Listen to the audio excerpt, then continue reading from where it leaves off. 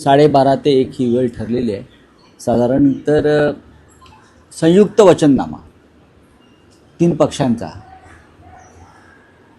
त्याचं प्रकाशन होईल आणि राज ठाकरे प्रदीर्घ काळानंतर शिवसेना भवनात येत आहेत. शशिकांत शिंदे येत आहेत. उद्धवजी ते आहेतच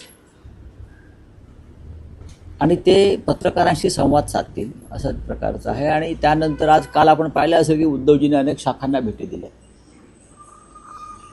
सभांबरोबर शाखांना भेटी द्यावं. मग शिवसेना असेल किंवा मनसेच्या शाखा असतील त्यांना भेटी देऊन कार्यकर्त्यामध्ये उत्साह निर्माण करावा. शाखा भेटी ही एक छोटी सभाच असते.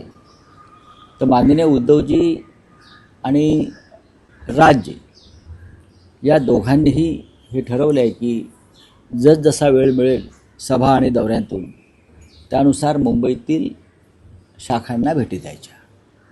राऊत साहेब, एक माहिती समोर येते आहे की 12 जानेवारीला महायुतीची सभा शिवाजी पार्कमध्ये होते आहे. ठाकरे बंधूंच्या सभेचं काही नियोजन आहे का? कारण आम्ही खरं म्हणजे 11 तारीख मागितली होती रविवारी, पण जसं बिनविरोधचा घोटाळा आहे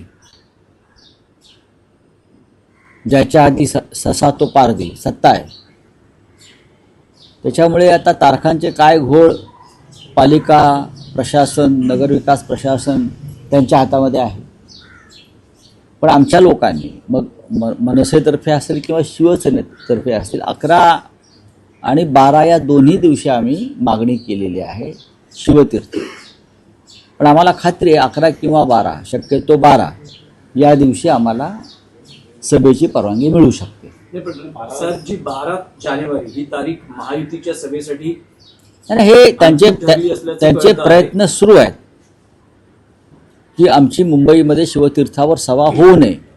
हा एक रडीचा डाव त्यांचा टाकण्याचा प्रयत्न सुरू आहे. त्यासाठी त्यांनी जी मागणी करतो आपण की आम्हाला हे मैदान मिळावं, त्या तारखांचे सुद्धा घोळ केलेले आहेत. त्यांच्या हातात सरकार आहे ना.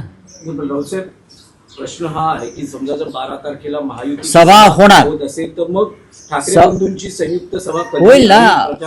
एवढी मोठी मुंबई आमची आहे. ती मुंबई काय महायुतीच्या बापाची आहे, बापजाद्यांची आहे का? उपऱ्यांची आहे का? भ्रष्टाचारांची आहे का? मुंबईवर गेल्या 60 वर्षापासून ठाकरेंचंच राज्य आहे, शिवसेनेचंच राज्य आहे जवळजवळ बाळासाहेब ठाकरेंपासून आतापर्यंत. एवढी मोठी मुंबई आहे. पण शिवतीर्थाला एक महत्त्व आहे, नक्कीच शिवतीर्थाला एक महत्त्व आहे. आणि त्याच्यामुळेच हे महायुतीचे मुंगळे बरं का, जे सत्तेच्या गुळाला चिटकून बसलेले आहेत, त्यांचा तो प्रयत्न आणि डाव ते सुरू आहेत की आम्हाला शिवतीर्थावर सभा घेता येऊ नये.